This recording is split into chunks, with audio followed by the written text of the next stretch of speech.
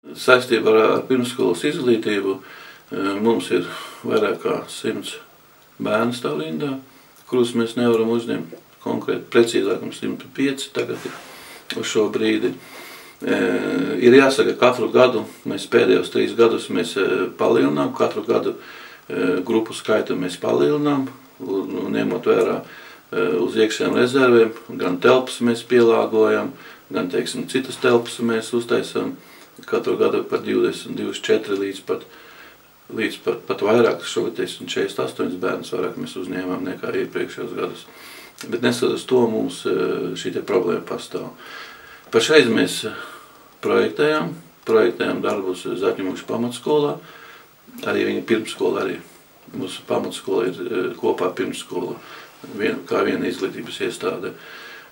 Projektējam otro stāvu, lai varētu paplašināt grupu skaitu un mēģināt tikt vaļā no šīs rindas. Tā kā šo jautājumu arī domājam. Protams, mēs sadarbojamies ar privātājiem. Mēs apmaksājam privātos bērndārzus, to pašu finansējumu, ko mēs maksājam pašvaldībā, vidēji izcenojumi. Tā kā mēs sadarbojamies šādās jautājumos.